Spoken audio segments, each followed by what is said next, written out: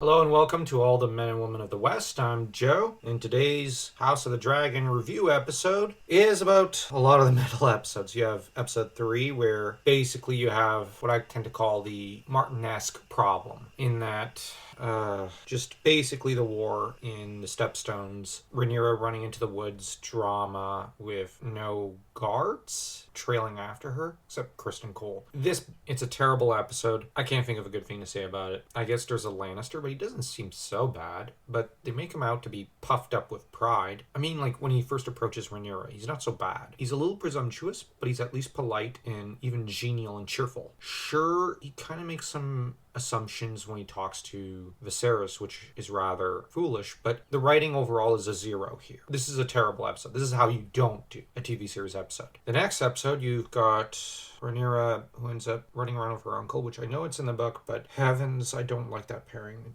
I don't like this sort of stuff in TV or literature, so that drops the rating enormously. Her also having fun with Kristen Cole, so yeah, Rhaenyra's not been likable these past 2 episodes. Then you've got her pops who decides, you know what, she's not making a decision regarding our courtship. I'll make it for her because, law stop privilege by misbehaving. So she's to wed her cousin. They then go to Dragonstone to meet with Corlys, and Viserys ends up terribly sick, and you kind of feel bad for the guy. That said, the Kristen Cole-Rhaenyra breakup is horribly done. Now, it's good on the Kristen Cole actor's front. He's a good actor, but the Rhaenyra actress shows no emotions. It's not very good. And we also, we got the Blackwood kid killing a full-grown man, which is so dumb. And the way it's done is they draw steel in royal presence. You can't do that. You can't do that historically. No. They wouldn't do that. Not without royal permission. Another 0.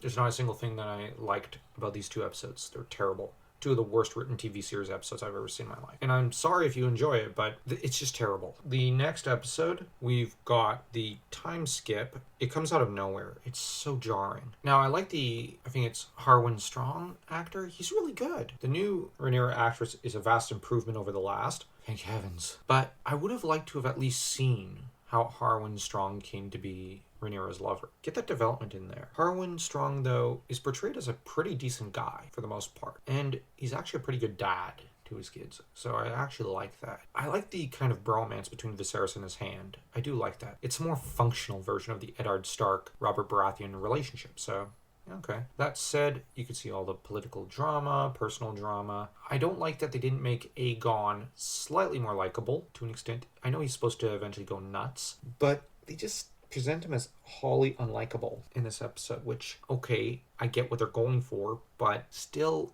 you gotta make him at least a little charming or palatable. Aemond is not entirely likable because he's Aemond. Although I do like how violent he becomes later, just because, I don't know, he's a great villain. Kristen Cole is going down the path of being a villain, all because he's sore about his breakup, which is pretty funny. I expected that. I still would like to see a Maester conspiracy. I don't think they're going that route, which is a shame. They really should. It would improve the show. That said, I'm not saying that the show is overall bad so far. I'm just saying it would elevate the show. That said, most recent episode, I guess a 2. It's pretty good. My review of the 7th episode of House of the Dragon. This was not a good episode again. Sorry, guys. It's just, I can't see half of anything in any of the scenes. Everything is cast in darkness. Everything is overclouded. I don't know what's happening half the time. Thankfully, the Viserys actor's acting is perfect. Matt Damon's better as Daemon than I thought he'd be. So these are positives. But then, right why they decide to shoot everything as though it had to be pitch black, I don't know. I just don't like it. They start with the funeral. Some of the lines are fine, like the little boy being told by Corlys Velaryon, you're going to inherit Driftmark one day. The kid saying, well, I don't want to, because that means everybody's dead then. Which, it gives a brief moment of humanity to the normally cold, heartless Corlys Velaryon, so that you've got this moment where, he's vulnerable. And he sympathizes with the kid. That said, the end of the episode when it is revealed that Rhaenyra arranged the death of Laenor, her husband, I don't like, because I kind of think it would fit more with that having been the eye for the eye thing that, the Greens arranged. That way you can kind of see this growing escalation. But for Rhaenyra to attack her own side is just, it seems dumb. It's once again, characters moving like automatons just for the plot. Not because they genuinely desire it, but because they're told to do so by the writers. years. Like with the Daemon messenger thing. So they have Leonor and her reconcile, but then they make her kill him? I don't know. She loses all sympathy there. I say get rid of her. In terms of historicity, a queen threatening to kill her stepchild, who's the crown heir or heiress, to the throne, that wouldn't fly. Alicent would be shipped off to a monastery or a convent or even executed for treason. It makes no sense. It broke all immersion. And then she kind of inadvertently calls out Criston Cole in a way that you could interpret it as him being her lover. That wouldn't fly either. Her and Cole should be dead. It doesn't make any sense, but because of plot, nobody's going to be harmed because we need the plot. Poor writing here. Very, very, very bad writing.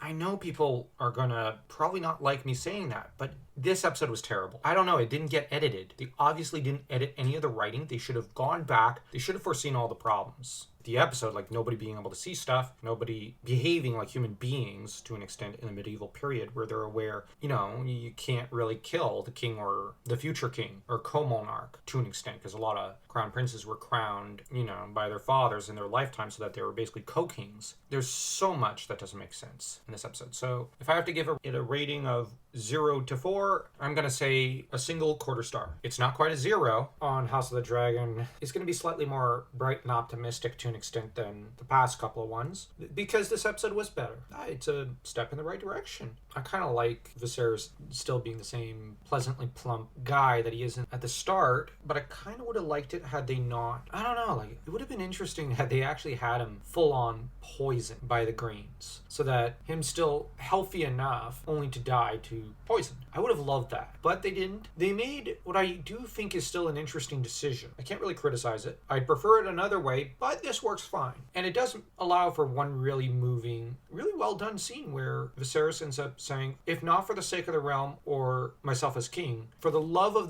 that you have for this old man, please will you not make peace, so that we see a sickly old grandfather who just wants his family brought together again because he just quite simply loves them. This is where we see the evil that lies at the heart of the Greens, in that they're torturing essentially a poor sickly old man, and it's rather reminiscent of what Cersei kind of did to Robert. This is where, much as I don't have too much sympathy for Rhaenyra, I have none for the Greens, and I can't wait to see Alicent end up a broken old woman in her tower. I know that's a spoiler, and I know some are not going to be looking forward to that, but I am looking forward to it. That said, Corlys Velaryon is still sick, and so everybody is kind of unsure of what's going to go down there. Vaemond Velaryon starts to anger both Daemon and Viserys, which it's funny that he does that because those two are usually at odds. When he starts to accuse Rhaenyra of being, something I don't think she is, and of being her children of being illegitimate, to put it lightly, in rather crude, rude terms. Viserys demands his tongue, pulling out his favorite dagger, because he's angry, and in turn, Daemon ends up slicing his head in half and saying, okay, he could keep his tongue, but,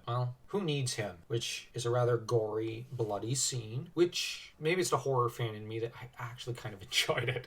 I shouldn't have. But that Vaemond actor's really good. I gotta find out his name. Someone tell me in the comments section. I gotta follow this guy's career. He's a good actor. I like him. Enjoyed his performance. I get a lot of people not being happy with race changes. Now, I do understand you want it faithful to the original version. But the thing about this, if you're at least going to do changes of that level and scale to the literature, such as in Shawshank Redemption with Red, with Morgan Freeman, you might as well hire really good actors. And these actors are really good. You can split hairs over it. That said, if you want to just complain, I don't agree with race changing on principle. It should be not exactly just like, but mostly like the original book or whatever. That's fine. That's fine. I don't have an argument to make against that. I don't really care one way or the other, although I do prefer things to be more accurate. But to me, for example, the Lord of the Rings movie trilogy, I'd have preferred Boromir and Aragorn to be clean-shaven. Episode ends with, at least I got the impression, of Viserys'S death, and it's hinted throughout the episode that the Greens are indeed slowly poisoning Viserys, which, okay. You could see that Daemon and Rhaenyra don't trust the Greens. Who could blame them?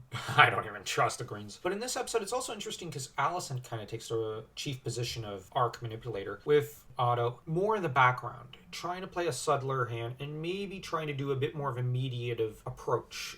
He's trying to kind of navigate the situation in a more sensitive way to an extent. using the mentality you touch it with a needle, not with a war hammer. As Viserys begs for his family to, make peace, some members do extend the olive branch. Aegon taunts Jace and makes advances on Jace's wife. In turn, Jace starts to get angry. Helena, meanwhile, is hurt by her husband's neglectful ways and drunken ways. She taunts her own husband. Then Jace decides to invite Helena to dance. At which point, the devil in the family, Aemond, and I do mean devil, like he's basically the Richard the Lionheart here. In that, I mean he's the militarily strong one, but also the kind of psychopathic one in the family, just starts taunting and starting a fight with Rhaenyra's 3 boys, and he almost looks like he wants to bring it to blood, with Aegon cheering him on. Up until Daemon steps in, plants his sword but in the ground, and glares him down, at which point Aemon, being a bully, decides, well, I'm not picking a fight with my much stronger uncle, I'm gonna walk away. Even as his own mother and grandfather are just going, what are you doing, man? We don't want to fight right now. We're trying to kind of cozy up to Viserys. And we might as well show a bit of mercy to Viserys, because let him believe his family's at peace again and that they're willing to cozy up to each other. Let's not make any war acts just yet. Not to mention, we're going to need soothe Rhaenyra into a false sense of security. With Alicent keen to try and push that false sense of security so she could continue maneuvering behind Rhaenyra's back, this doesn't go over well. Now, we do have the implication of a bit of a Maester, or at least Septon's conspiracy, with a lot more of the Seven's emblems all over the place, all over the palace, instead of the red dragon of the Targaryens. I'm not gonna lie, I don't really like the Targ symbols and whatnot. I actually kind of like the Baratheon coat of arms the most, but I'm just fond of the Baratheons, I guess. And maybe the Tullys a little. Just the Tully symbol. I guess I kind of like Brynden. I think it is the Blackfish guy. But anyways, that's my review, my rating. This is a 2. This is a good episode. Actually, I might have to up it higher. I'm selling this episode short by saying 2, maybe 2.5. Yeah, 2.5. It's an above average episode. It's quite good. It's not too dark like that one episode, and it actually has good dialogue, good writing, and good acting, and you really feel bad for Viserys. You really want to punch Aemond out if you weren't too scared of him slicing you in half. At the same time, you kind of get the feeling Daemon's not someone you mess around with, so that you can kind of understand Atone's attitude. I don't want that guy on the front or anywhere near it, because he's nuts. He's crazy to an extent as well. But between Daemon and Aemond, choose Daemon any day of the week, because Aemond's bonkers. His actor is great, though. He does a great job showing someone who's nuts. You could look him in the eye and you go, yeah, he's nuts. He's crazy. He's crazy. I want to find out who his actor is as well. So post his name in the comment section as well. This time, I'm not going to do the same intro as before, as by this time I'm aware this is going to be a simple part of a larger review or set of reviews contained in one video. So anyways, episode 9 of House of the Dragon, what can I say? It's not very good. Now, there are good parts, but it's not very good overall. For one thing, it butchered a lot of the characterization I did like in Fire and Blood. For example, Aegon's reluctance at first to assume the crown. None of that is shown here. Helena, for example, being the Cassandra of this part of the family, I like. Although the Greek mythological Cassandra was a lot more shrill and hysterical in some ways, a little more realistic in that regard. Helena, not being like that, does not remove from her likability. The actress does a great job, and the character is actually pretty lovable, if pitiable. So now, Indie Geek commented that he thinks of the under the board thing to mean under the floor of the main Red Keep. I'm going to propose, I think there's also the possibility that she's hinting at the board on Dragonstone and the threat of the Blacks against her own kinsman and kinswoman. As to Alicent just being cuckoo for Cocoa Puffs in this episode, I don't like that. I actually am fond of the Maester's conspiracy because it makes Alicent into a much more pitiable character, into a tragic one, really, because she was groomed to be a villainess in a way, but that's not all there is to her. Yes, she ends up being monstrous towards Rhaenyra, but the idea in the book is that she ends up being a broken woman who buried all of her children and pretty much all of her grandchildren, I think. And so she's really, really a pathetic character in a way. I like that because you came to pity her at the end. There's no way you're going to pity the TV series version because she's crazy. That just removes from the likability. Not going to lie. Makes it a little boring. No offense. Because we're rehashing Cersei Lannister there. Now, if she was manipulative, but, she eventually came to be a broken woman, they could have really done a lot with that, but they're not doing that. That said, and there's also the Rhaenys thing. Her bursting into the throne room was dumb. That just removed all believability because why didn't she just roast the family? Problem solved. The throne only has one, legitimate queen now. Problem solved. But that part makes no sense. So, and they didn't even try to make it make sense. So my rating for episode 9 is, I'm not going to lie, it's a half star. This is a barely. This episode's just, wow. This episode's just bad. Helena tries her best to save the episode, and same with Otto's act, but they really can't. Episode 10, now Matt Damon has done a great job. He should win an award for this. Prince Damon, I don't think is supposed to be likable as a character. I really liked him in this episode, except for the threatening the 2 King's Guardsmen, although I understand there had to be a scene like that, but the scene is cringe.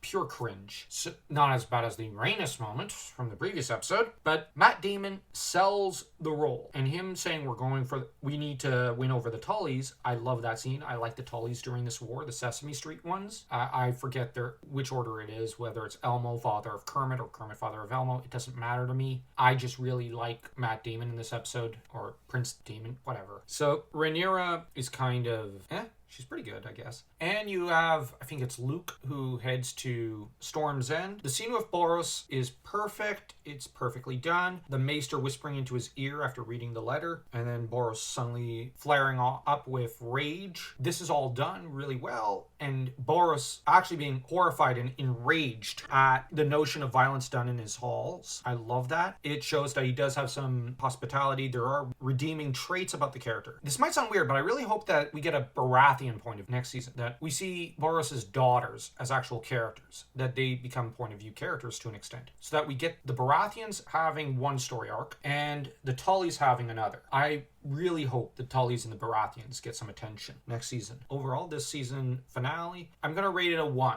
Why I'm rating it so low is that I'm not terribly impressed with how they handled Aemon's murder of, I think it's Luke. I get the sons confused. The only ones I really care about are Aegon and Viserys, because they're the 2 through whom the direct line of succession is passed through, and they're the interesting characters of Rhaenyra's children. I guess I kind of like Jace. I think the eldest, he's likable. I just don't remember the others. Judge me however you want on that one. That said, I actually think, no, make Aemon completely bonkers. Don't make him go, oh no, I killed my cousin. No, have him actually cackling, rejoicing, and considering it justice. They should have also had his wife push him to pursue Aemon, or I hope they do that as a flashback scene. I want them to show Aemon as utterly irredeemable. It's because he's so irredeemable that I like him, because, let's have that wicked, competent uber villain, because Aemon is utterly competent. He is incredible as a villain in the book, from what little I've read. So yeah, I'm not terribly fond of this episode. Had a lot of things I liked, but sadly that last scene brings it down. Now I don't mind Luke making a fight of it, but the whole lack of, bloodthirst on Aemon's end actually angers me a little against the episode. That's why 1 star. Now, as for the overall season rating, I'll wait till next time for that. Sorry guys, I do think that there's more that should be discussed about this whole season as a whole. It is actually a really good season overall, though. I will tell you that much. I'm actually impressed. This is probably the best season of this franchise since season 1 of Game of Thrones. Not gonna lie. But anyways, don't forget to tell me in the comment section what you think of this review.